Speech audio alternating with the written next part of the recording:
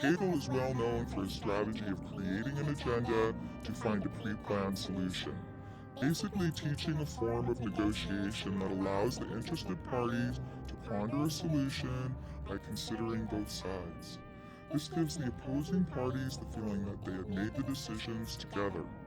This strategy and the outcome is what the power structure desired from the beginning.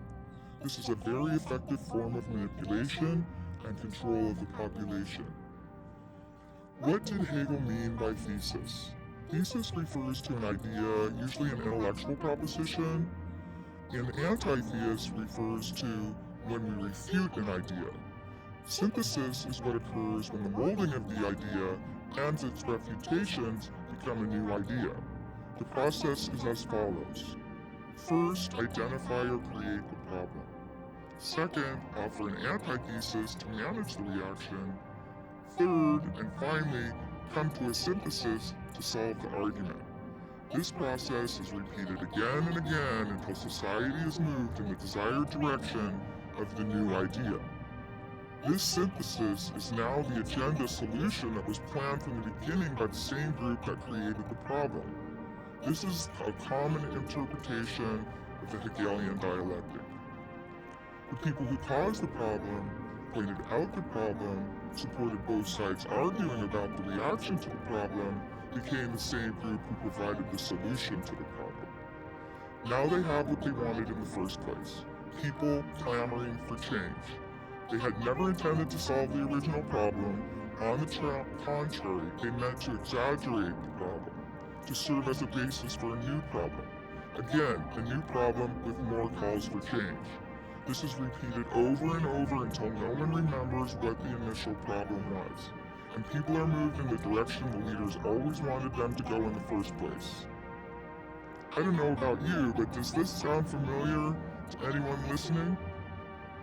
After a brief understanding of this dialectic, am I the only person noticing this problem-reaction-solution dialectic strategy is being used on the public right now? In fact, it's being used constantly, with the two extremes consistently pitted together against one another with a pre-planned solution? For instance, we can illustrate this theory by using the opposite stances of the current Federal Reserve System debate. The two conflicting agendas are a perfect example of rubbing two extremes together. The people who control the monetary system want a centralized power to continue monopolizing the currency. The problem or thesis for change is that the Fed currency is a fiat currency. The current currency is not supported by any assets like gold, therefore making it an intangible currency. The antithesis, or reaction to the loss of faith in the Federal Reserve, is that the gold standard must be the only honest currency to replace the old fiat currency. Now there is synthesis. A solution is put forward by the same people who own the old monetary system. How about a new digital gold currency? Wow, everybody really thinks that's a great idea. But what they do not understand is that the new gold-backed digital currency is probably fraudulent and controlled by the same people who controlled the fiat currency they just decided to replace. That, my friend, is Hegelian dialectic explained in real time. After the public arguments and the rhetoric from both sides of the argument, otherwise known as the opposing sides, come to agree on what the bakers had always wanted, a new digital gold currency, both sides work together to maintain their power base and continue to move their agendas forward. The same players continuing to keep printing, borrowing, and spending billions that will collapse the current monetary system will support the problem, the thesis. When they collapse the current system, they can replace them with their new system. And above all, the people who are searching for answers are convinced they are benefiting from the collaborative solution. A solution that was planned from the beginning of the argument by the beneficiary of the solution.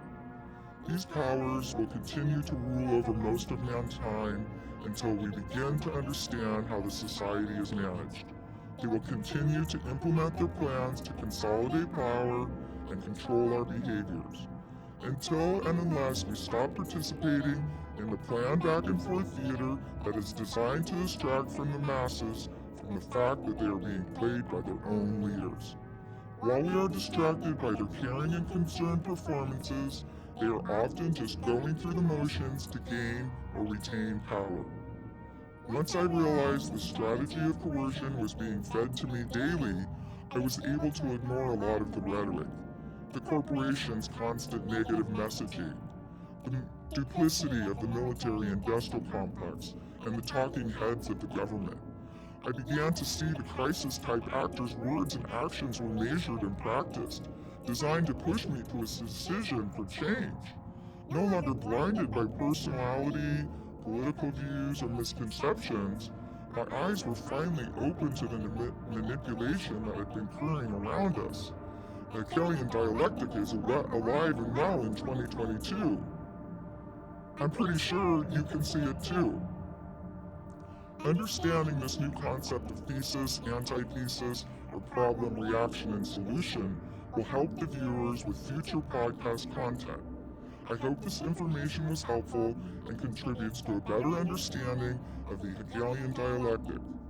I have provided some links in the comments section below for your convenience, just in case you want to research this topic on a deeper level.